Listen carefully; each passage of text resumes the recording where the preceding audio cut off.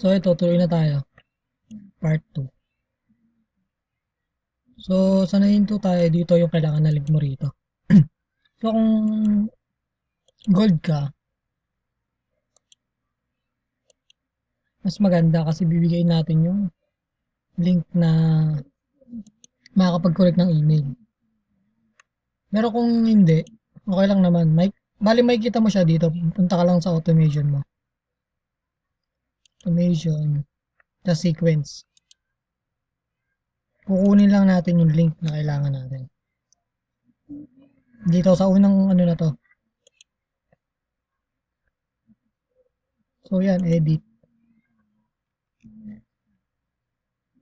Then kunin lang natin yung link dito.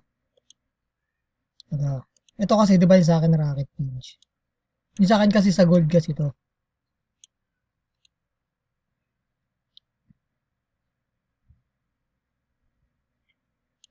So kung ano yung nakalagay sa'yo dyan, yun yung i-copy mo. Kasi kung gold ka, yung gold mo rin yung ginamit ko. Nagamit ko na siya. Basta yung nakalagay dito sa click here to watch, click nyo lang yung makikita nyo yung link dito. Ayun yung ilalagay nyo dun sa ano. Sa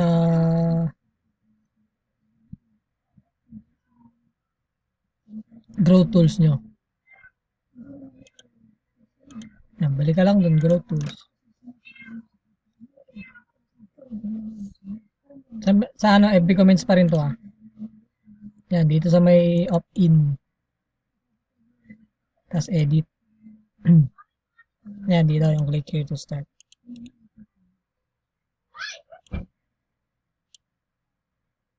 Yan, inace ko na dyan. So, ayan na siya, done mo lang. Tapos publish. Yan, para malaman mo kung gumagana, preview mo.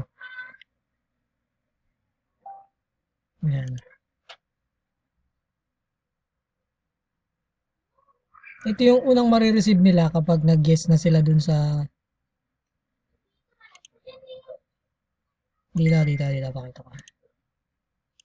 Diba, nag-go sila. O kaya yes. Ito yung unang marireceive nila. Pag na-receive na nila yan, tapos nag-reply sila ng yes, kasi may call to action ka rito na kung ready ka na, just reply yes. Diba? Pag nag-yes siya dyan, automatic yun. Ito yung marireceive niya. Ito, yan. So, ito rin yan. Diba? Pag click niya yan, mapupunta na siya dun sa nilagay mong link. Kung saan mapapanood niya na yung ano, video. So, pag gold ka, yan, ito yung lalabas. Ginawan ko na rin kayo kung gold ka. Kasi hiningi ko rin yung rocket pages niyo. Tsaka may mga tuturo ko soon about dito rin sa rocket pages. Kaya kung hindi ka makapag-upgrade, make sure na upgrade ka na. Tapos ayan, yan, pag nga, kung prospect ako i-click na lang yan. Lagay lang yung email. Mapupunta na siya dun sa ano ko. Yan, meron pa rin ako nilagay na ganito dito eh. Pero the same lang siya dun sa una, di ba? May call to action yan. Click niya lang yan. Video number 1. Di ba? Tuloy-tuloy na yan. Video number 2.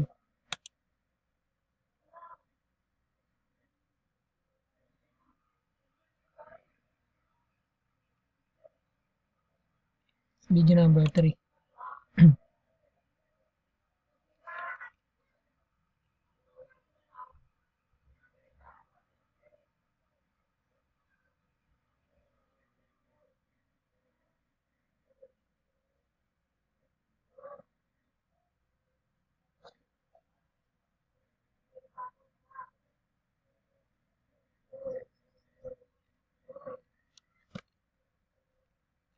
Yan, pag nag-enroll na siya, yan, di ba? Naset ko na rin yan sa inyo. Yan. So, yan, ganun siya nag-work.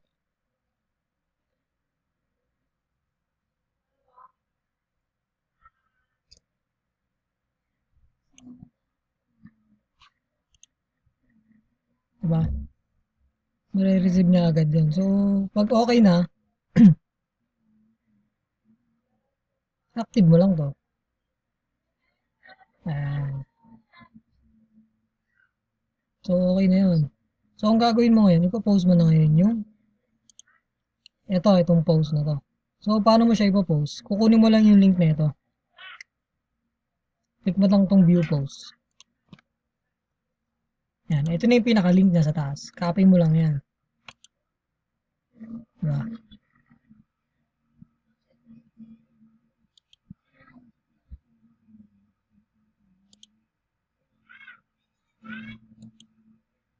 So, ganyan. Punta ka lang sa mga FB groups na sinalihan mo. So, ito, sample ba ko. Example, dito. Yan. So, yan, kung magpo-post ka, diba, kinapin natin yung link na to. Kinapin na natin yan. So, ang gagawin mo, ipipaste mo na ngayon dyan yan. O, yan na, diba? Yan yung post na yun. So, ang gagawin mo, pag ganyan, iparay mo na lang to. Yan, nandiyan pa rin naman yan, di mo mawawala eh. So, yun, wala ka na ika-caption dyan kasi sa loob niyan, may caption na yan. Diba? Post mo lang. Okay na. Post.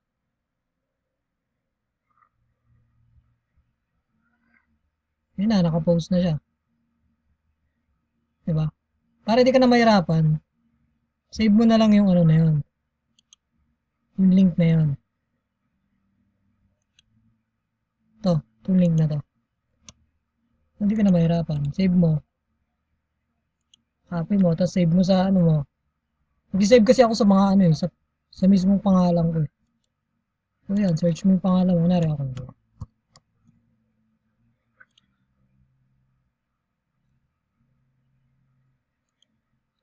Yan, pinipaste ko lang siya dyan. Yan.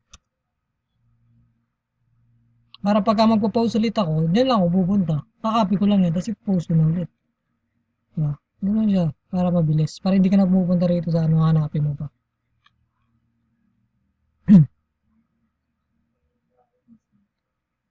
So, ganun lang siya nag-work. Para malaman mo kung nag-work siya, gamit ka ng ano, ng ibang Facebook account.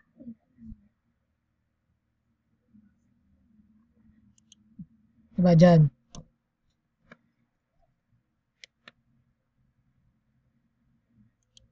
Mag-comment ka. Diba? Mag-comment ka, try mo. Mag-comment ka. Mas maganda ibang account eh. Yan, mag-comment ka dyan ng yes. Wow, kung ano yung call to action mo. So, any, ano naman, any comment naman. Kahit pangit nga yung comment nila, marireceive pa rin nila yun.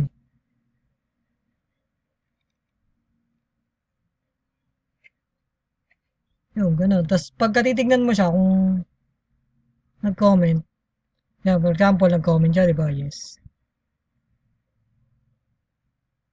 Nung una kasi hindi siya nag-reply. Hindi siya nag-reply ng yes dun sa una.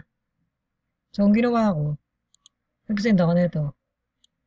Yan. Saka ka lang magsisend niyan kapag hindi siya nag-yes do sa Manychat mo. May kita mo naman yun eh. Kiklik mo lang itong say response. Kung hindi pa siya nag-yes, edi replyan mo na ito. Pero kung nag-reply na siya, automatic marireceive niya na yun. So, pag ganyan, punta ka sa page mo. Kunyari, nasa home ka. Yung sa akin kasi hindi ko na makita dito eh. Dito lang makikita yun. Madalas dito. Ayan dito. Sa akin wala kasi na ano eh, na-unplug eh. Pero sa inyo malamang nandito yan. Pero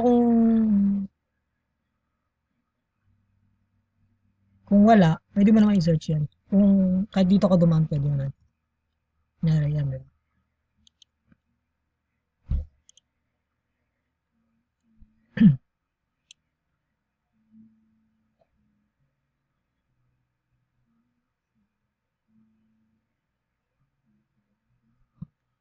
Yan, dito lang yan sa inbox. Ito, inbox ano.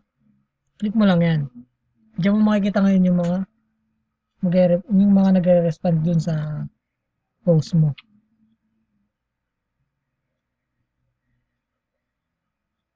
Ano, di ba?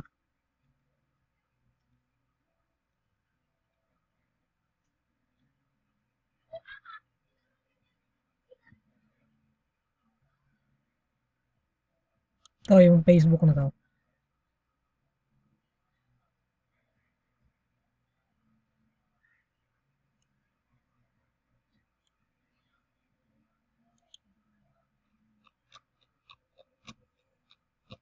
Na, for example, ito. Itong isa, di ba? Example na. Kung mga ganyan, ano mo lang, pusuan mo lang. To message kasi hindi ko pa ina-active yung ano ko eh. Kanina eh. Kaya medyo na late eh. So, ganyan,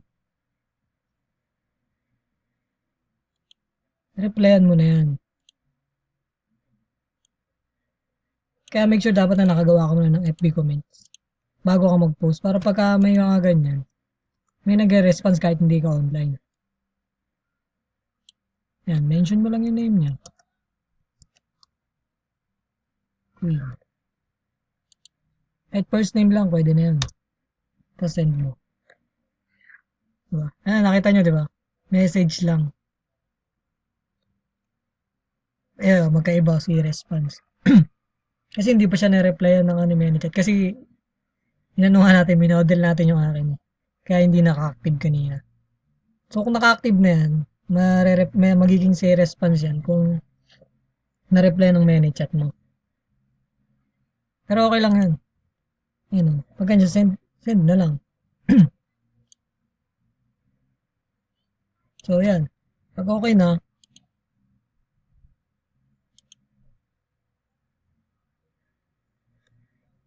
yun na, ganun naman siya nag-work eh. Ulit-ulit lang.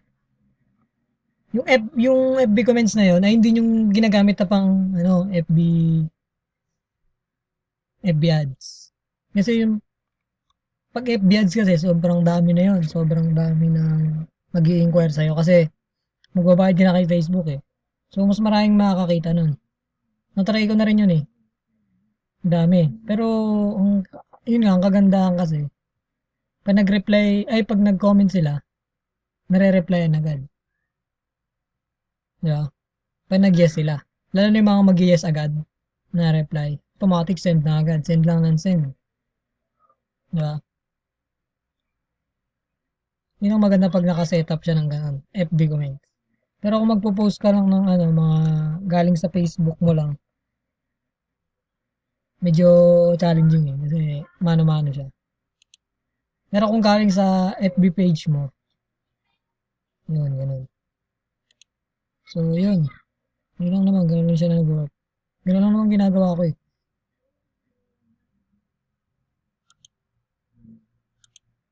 Yan, dito yan. Ito lang naman yan eh. Yung unread.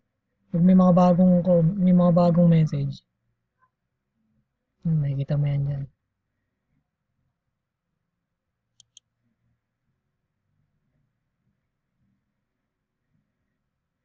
So, yan. Ganun lang naman.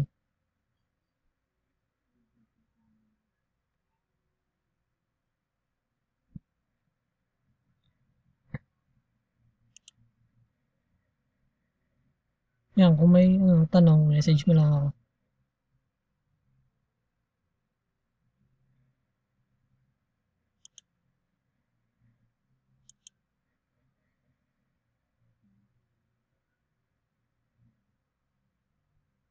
So, salamat. Okay na to. I hope makatulong to kahit pa paano.